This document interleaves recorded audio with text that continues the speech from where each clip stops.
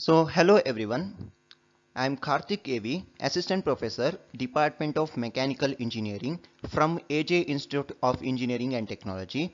So, I'm handling elements of mechanical engineering. So, this is a continuation of previous class, second class. So, last class we already discussed about the different types of energies.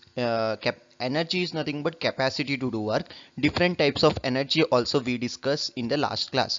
So what are those? Conventional energy as well as non-conventional energy, renewable energy and non-renewable energy. That difference everything we studied in the last class. And different fuel, what is fuel, and different types of fuel also we studied in the last class. That is nothing but solid fuel, liquid fuel as well as gaseous fuel. So solid fuels, in that wood as well as coal, we already studied. So how to make coal, everything we studied, like uh, peat, bituminous coal, like that different types we already studied. How to make coal and how to generate coal in the earth, everything we studied in the last class. And liquid fuels, coming to the liquid fuels, we already studied about petroleum, uh, petrol, diesel, gasoline, kerosene, everything we studied. Along with that, alcohol also. And next, coming to the part of gaseous fuel, natural gas, along with that manufactured gases, different manufactured gases, produced gases and coke gases, everything we studied in the last class. So today's class will discuss about first biogases, biomass energy. Along with that, what is that calorific value, that details I already given in the last class. So detailed study will study in this class. Okay, what is calorific value, and high calorific value is nothing but what, and low calorific value is nothing but what. So detailed study will study in this class. Okay, along with that, so global warming, ozone depletion, everything we are planning to study in this class. Okay, we'll see one by one. Okay, so first one, calorific value of the fuel. So calorific value of the fuel, it is the unit of this calorific value, it is in kilojoule per kg, kilojoule per kg. Okay, so I already shown last class some of the value, 9000, 5000 kilojoule per kg, or cal per kg, like that. So we'll see what is that calorific value of the fuel. Okay, so calorific value is defined as the energy liberated by complete combustion of a unit quantity of fuel, and is measured either a gross calorific value or net calorific value. So you can indicate it by either gross calorific value or net calorific value. So calorific value is nothing but what? So how much amount of energy liberated or generated by burning of a certain quantity of fuel. Okay, that is nothing but calorific value. Okay, so it is measured as either gross calorific value or net calorific value. It is called like that, either gross or net calorific value. So I hope all of you understood what is that calorific value. So calorific value is defined as a amount of energy liberated is generated by burning of or combustion of a certain quantity of fuel. Okay, so take one example like piston cylinder arrangement. So certain quantity of fuel is placed flowing inside the cylinder with the help of uh, not with the help, so with by opening the inlet port. So certain quantity of fuel is flows inside to the cylinder. Then after that, what happens? Second stage is compression. After compression, the burning take place. Okay, so by burning of that energy, so how much quantity of energy will be liberated? That is nothing but calorific value of the fuel. Okay, so it is name given as gross calorific value or net calorific value. Okay, so the difference is determined by the latent heat of condensation of water vapor produced during the combustion process. So difference is determined by the latent heat of vaporization and latent heat of this condensation, okay, of water. How much water vapor produced during the combustion, that also with the help of difference we can identify. Next, gross calorific value or high calorific value. Gross calorific value also called as high calorific value. So what is that high calorific value? Assume all vapor producers during combustion process is fully condensed. Okay, that is nothing but gross calorific value. Assume all vapor producers. Vapor is nothing but what? It is in the gaseous form. Okay, during combustion process is fully condensed. Okay, that is nothing but high calorific value. So next, net calorific value or low calorific value is nothing but what? Assume all vapor producers during combustion process without fully condensed. It is fully condensed. Here without fully condensed, assume all vapor producers. That is nothing but low calorific value. Okay. So gross calorific value we can also explain like this. Higher calorific value is defined as the amount of energy liberated by the combustion of unit quantity of fuel when the temperature of the products of combustion is cooled down to the original fuel temperature,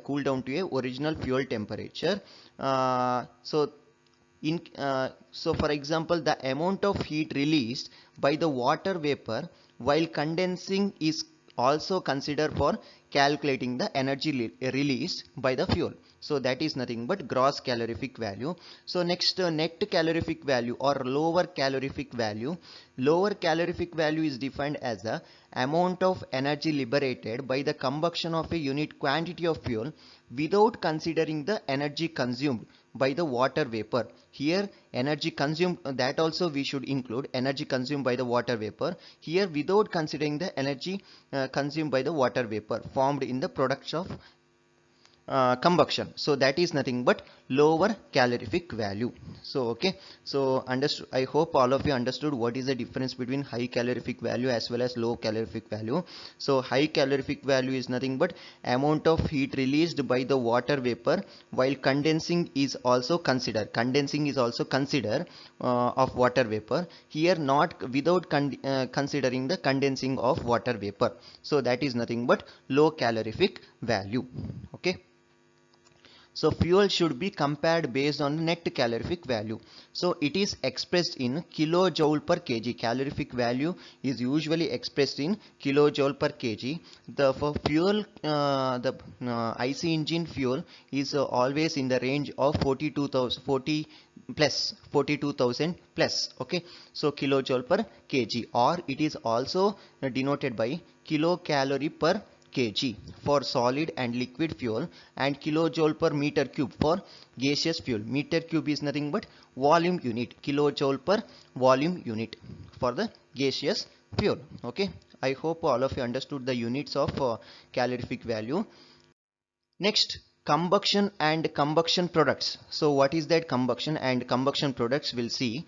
The combustion is a chemical reaction that occurs between the fuel and oxidizer, usually air producing energy in the form of heat. Okay, so that is nothing but combustion. So combustion is a chemical reaction. So how heat will be generated with the help of fuel combustion.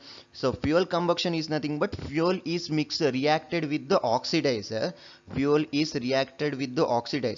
And you will get one product. Along with that, you will get one heat energy. So product is nothing but waste gases. Okay, along with heat energy you are obtained. So that is nothing but fuel consumption. So combustion is nothing but what? Combustion is nothing but chemical reaction that occurs between fuel plus oxidizer. So fuel plus oxidizer reacts with what happens? Some products will be produced, energy will be formed. Along with that, heat energy will be obtained. Okay, chemical reaction during combustion should be exothermic in nature. Understood, right? Fuel plus oxidizer, you will get some products. Along with that products, you will get heat energy. That heat energy is utilized to run the turbine, everything. Okay. Next, combustion products. The fuel contains compounds of carbon and hydrogen. Compound of carbon and hydrogen when burnt in the presence of air. So air is nothing but O2 and N2 produces combustion product. You will get one combustion products. Okay, fuel contains compound of carbon and hydrogen. If carbon and hydrogen reacts with the O2 and N2 produces combustion product. Along with that, heat energy. And okay, so the various combustion products are what? CO2, H2O, CO, and C. Carbon, C is nothing but carbon, carbon monoxide, and hydrogen, carbon dioxide are the various combustion products. I hope you already studied in chemistry this thing. Okay, some of the combustion product has various environmental effect. So some combustion product is nothing but waste gases that polluted the environmental pollution. So it is very some hazards gases and all. It polluted the air. Okay, environmental air. So it so some of the drawback. This is the some of the drawbacks. CO is a poisonous gas produces due to incomplete combustion. So SO2 has unpleasant odor, causes respirant tract and eye irritation. So these are the two gases disadvantages. Likewise, so many gases exhaust, so many problem is there. Next we'll see the biofuel. Okay, so it is comes under category of non-renewable or renewable energy. So biofuel is comes under category of which type? Renewable energy sources. Renewable energy sources. Okay, so the term biofuel refers to the liquid or gaseous fuel for the transport sector that is predominantly produces from biomass. So biofuel is obtained with the help of biomass. Okay, produces from the biomass. The biofuel refers to as liquid or gaseous fuel. So either it is in the form of liquid or it is in the form of gaseous fuel. Nowadays this biofuel is blended with the actual petrol or diesel and used for the general application. Okay, instead of directly using petrol and diesel, we are blending is nothing but the mixture. Okay, mixture of petrol plus biofuel. Okay, that we are using nowadays in most of the transport sector. Okay, so produces the what is the advantage of biofuel? So it the exhaust gases is less. Okay, environmental pollution we can reduce with the help of by using of this biofuel. Next, biomass resource base for biofuel production is composed of a wide variety of forestry and agriculture resources. So how to obtain that biofuels? So with the help of this agriculture resources, industrial processing residues and municipal solid and urban wood residues. The biomass resources, these are the biomass resources. Okay, so obtained from the agriculture resources, industrial processing and municipal solid and urban wood residues. Okay, so these are the usage. Okay, sewage and municipal solid waste, animal residues and industrial residues and forestry crops residues and agriculture crops, everything. With the help of that we can produce biomass sources. Okay, so types of biofuels. So different types of biofuels. Fuel pellets. Okay, pellets made from the wood chips. Okay, fuel pellets is obtained from the wood chips, sawdust and or agriculture waste. Okay, with the help of agriculture waste or wood chips, we sawdust, we can produce fuel pellets. Okay, pellets is a solid surface. Okay, solid one solid fuel. They are used for co-combustion in coal-fired power plant, but are not so popular causes of higher environmental pollution. So the pollution is very high in fuel pellets. So fuel pellets is nothing but it is made up of wood chip, sawdust and or agriculture wastes. Okay, with the help of that we can use as a fuel. Okay, that is a solid fuels. That fuel is not directly we can use along with coal fired the fire power plant. We can use this fuel pellets instead of along with that coal. Okay, but what is the disadvantages? The higher population environmental pollution. If you use this fuel pellets, it produces higher environmental pollution. That is the disadvantages of fuel pellets. Next, biodiesel. So biodiesel is nothing but it is similar to that of diesel, form of biofuel produces from non-editable oil, edible oil seeds. Okay, oil seeds, biodiesel. Okay, biodiesel. So nowadays the diesel, some percentage of biodiesel is mixed with the actual diesel, and we can use for transport sector.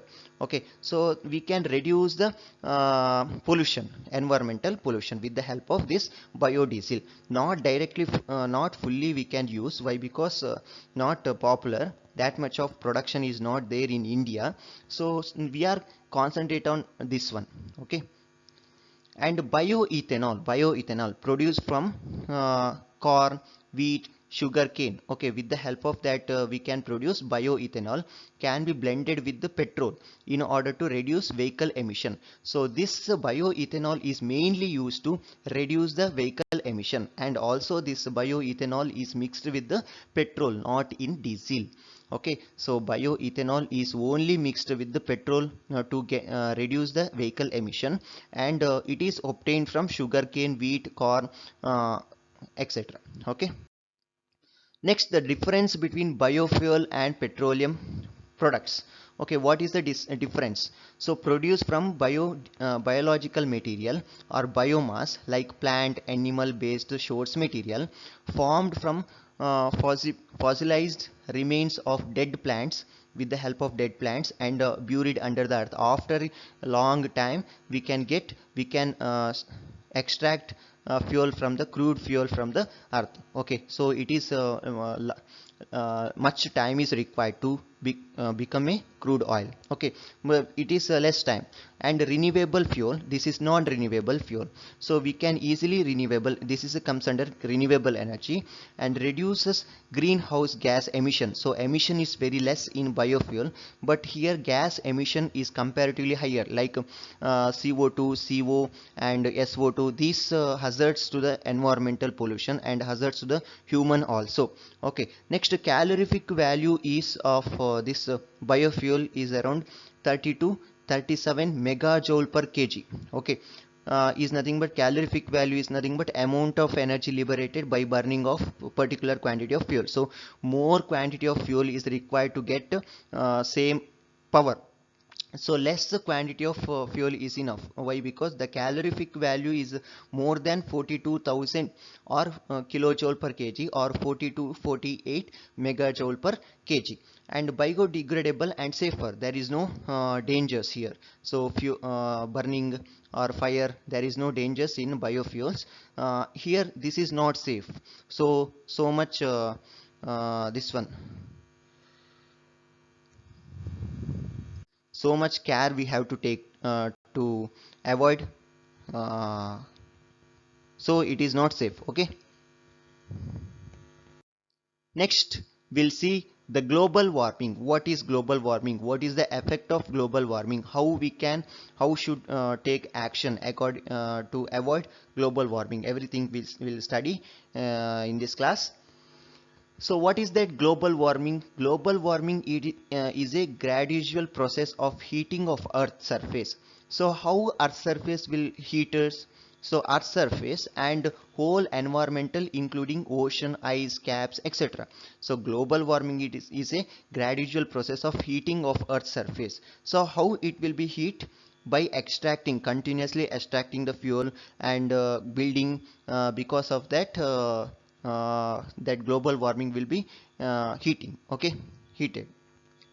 According to the Environmental Protection Agency, in the past century, there is increasing in the Earth's surface average temperature by around 1.4 degree Fahrenheit, means 0.8 degrees Celsius. So this much of temperature is increases every day, or every, they are calculating for every increasing Earth surface average temperature. They are taking average temperature every day. This much temperature is increasing day by day. the causes of what happens if the temperature of the global increases. The global warming is primarily caused by increasing the concentration of greenhouse gases produced by human activity, such as the burning of fossil fuels like coal, oil, natural gas, etc. If you continuously burning of this natural gas, coal, oil, so heat will be, that exhaust gas will be goes to the environment. So atmosphere, that atmosphere temperature will be increases. Because of that, global warming temperature is increases. So that to avoid these are all comes under category of non-renewable energy sources. So if you continuously using of non-renewable energy day by day, so the global warming temperature will be increases. So what happens? So another factor is deforestation. Then when forests are cut down or burned, if a forest are cut down or burned, they can no longer store carbon. So that is greenhouse effects. Okay, so and carbon is releases to the atmosphere. Okay, if you cut down the another factor is deforestation. That is also for increasing the temperature of the global. Okay, so increasing the temperature of the earth, that is also one of the reason. Okay, so don't cut down the or the deforestation is also one of the factor to increase the temperature of the earth. Okay, so effect of global warming. So what is the effect? If the temperature of the earth is increases, what happens to the human beings? So increasing summer season. Okay, summer season is increases. So winter season is reduces. So decreasing the winter season. So increasing the summer season is nothing but decreasing the winter season. Okay, then increasing the temperature of the earth. Increasing the temperature of the earth. Then it is irritation for everyone, including animals as well as human beings. And changes in air circulation pattern. The air circulation pattern is also changes if the temperature of the earth is increases. Rain without season. So without season, actually in the Indian pattern for rain season is starting from June and ending around October. But this pattern will be changes. Nowadays it's already start to change starting from July or August. It is delaying. So if you continue like this only, then that because of that reason that this will be changes. Okay, rain without season. Melting ice caps, declining ozone layer, and occurrence of heavy storm, cyclone, flood. These are and all happens if the temperature of the earth is increases. The solution for global warming. What is the solution for global warming? Many awareness programs and programs to reduce global warming have been run and implemented by the government agency. So government's agency to conduct many programs to reduce the global warming have been run and implemented by the and business leader, private sector, NGOs, etc. Reducing the level of coal, and usage of coal is we have to reduce us, and not just concentrated on renewable energy, and to reduce the usage of non-renewable energy so that we can reduce the temperature of the earth surface. So oil burning also we should reduce us. Use of transportation means use of electrical devices. Some such devices we have to use. Nowadays government also take decision to use of electrical devices to for the transportation, etc. Many reduces the global warming to great level. So such if you use such devices or such level, then we can reduce the global warming for a great level. So ozone depletion. So now we'll discuss about the ozone depletion. What is that? Okay, so the atmosphere of the earth is divided into 5 layers. Actually it is divided into 5 layers. So from the closest to farthest layer at trans troposphere, stratosphere, mesosphere, thermosphere, and exosphere. These are the 5 layers in the earth. Okay, so ozone is colorless. Ozone is colorless gas which is found in the stratosphere of our upper atmosphere. So that is a ozone layer is a colorless gas, and it is found in the stratosphere of our upper atmosphere. The majority of atmosphere ozone remains in the stratosphere, which extend from 10 kilometers above the surface to 50 kilometers. So it is extending from 10 kilometers above the surface to 50 kilometer stratosphere. So it is in the ozone remains in the stratosphere only, extend from 10 kilometers above the surface to 50 kilometers. Okay, so next, the earth stratospheric ozone layer plays a critical role in absorbing ultraviolet radiation. So if ultraviolet radiation is coming from the sun, okay, if directly ultraviolet radiation is falls directly to the human beings, it is hazards actually. So that ozone layer will extract or absorbing the ultraviolet radiation emitted by our sun and protect the earth from the harmful effect of ultraviolet rays. Otherwise it is hazards to the human being also, not only human beings, for animals also. The otherwise it causes skin cancer of humans and can lead to genetic damage. Hence the ozone layer is essential to life on earth, as it absorbs harmful ultraviolet b radiation from the sun. Okay, so in recent year, the thickness of this layer has been decreasing. Nowadays, that ozone layer thickness is goes on reducing.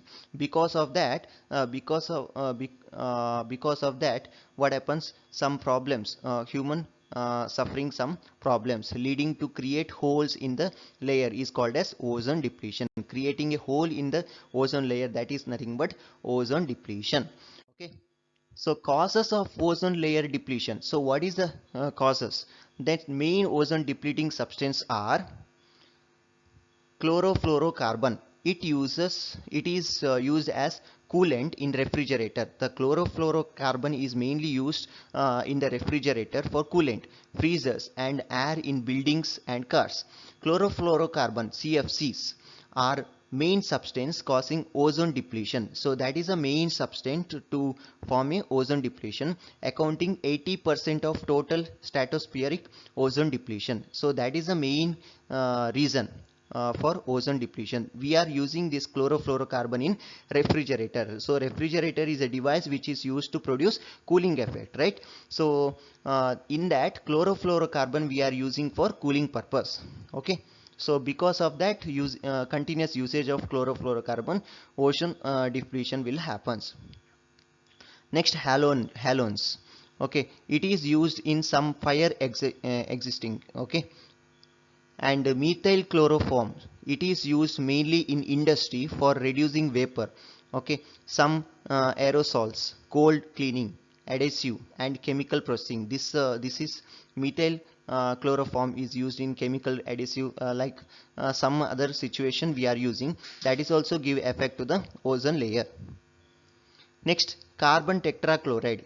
It is used in solvent and some fire extinction. This is also used in solvent and fire, and all these ozone depleting substance remain stable in the lower atmospheric region, but as they reach to stratosphere, so we are using here in the lower atmospheric level, but if these and all reaches to the stratosphere is the fifth level of earth. So if it is reaches to the stratosphere, then it will be depleting, ozone will be depleting. So what happens if the ozone will be depleting, creating hole in the ozone, so that sun radiation is ultraviolet radiation is directly falls on the earth surfaces, so it creating problem to the human as well as animals. This leads to their breakdown and releasing of free chlorine atoms, which reacts with the ozone gas, thus leading to the depleting of the ozone layer.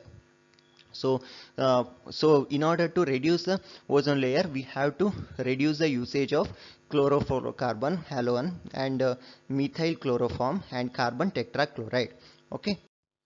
So effect of ozone layer depletion. So what is the effect? The depletion of ozone layer allows entering of UV rays. So UV rays, sun, it is directly UV rays coming from the sun to the earth surfaces, which is associated with the number of health related and environmental issue.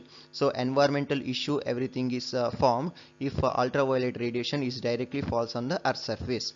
Impact on human health. So how it will be impact? Skin cancer will forms. Exposures to UV rays from sun can lead to increased risk for developing of several types of skin cancer. Skin cancer will be formed if the ozone depleting happens.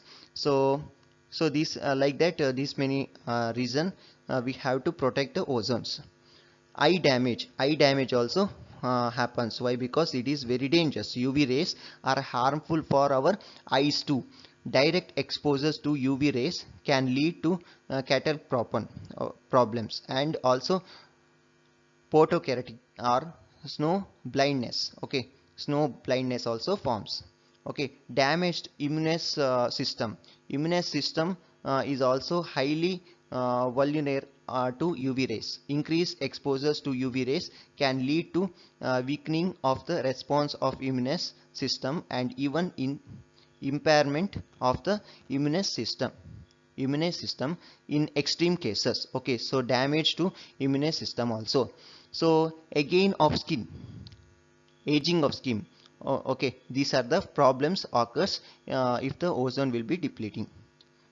In human, exposures to UV rays can also lead to difficulty in breathing, so chest pain and throat irritation also happens. Okay, so these are the effect of ozone layer depleting. So to avoid this effect, we have to protect the ozone layer by reducing the usage of chlorofluorocarbon, etc. Okay. So impact on environment, how it will be impacted on environment. So here we can see the how it will be impacted on environment. So UV rays affect other life forms too. It adversely affect the different species on the, and one of the prime reason for the declining number of amphibian species. It affect them every stage of their life cycle. So UV rays, the main reason of protecting the ozone layer is to UV rays only. So we can reduce the flow of UV rays, so we can protect the environmental as well as humans as well as animals. So ecosystem, ozone ecosystem also we can protect like that. Okay, so way to bring down ozone layer depletion. So how to bring down the ozone layer depletion? International agreements such as Montreal Protocol in 1987 have helped in reducing the and controlling industrial emission of chlorofluorocarbon. If you reducing the usage of chlorofluorocarbon, then we can reduce the protect the ozone layer. Okay, so if it is we are continuously using of chlorofluorocarbon in a refrigerator, so what happens, that will be produces hazards to the environment. This will be meet the stratosphere, then it give effect to the ozone layer. An individual level, each and everyone also can contribute towards reducing ozone layer depletion. Buying and using recycled product, saving of energy, using of public transport can do a lot of combating ozone layer depletion. The most important thing is to spread awareness. So awareness program government as well as private sector has to conduct to reduce the usage of chlorofluorocarbon. Thank you for watching this video. If you have any doubt, please approach me. Today's class we already discussed about ozone depletion as well as global warming. Along with that, we studied about calorific value and biomass. So biomass is comes under category of renewable energy sources. Then also we discussed about the difference between biomass as well as petroleum products. Okay, tomorrow's class will see the solar energy. So different types of solar energy, everything, liquid flat plate collector and wind energy and nuclear energy we'll see in the next class. After that, thermodynamics part is there. After that thermodynamics part, we'll go for the production of steam. I hope all of you understood today's concept. If you have any doubt, please approach me. Okay, thank you for watching this video. Thank you one and all.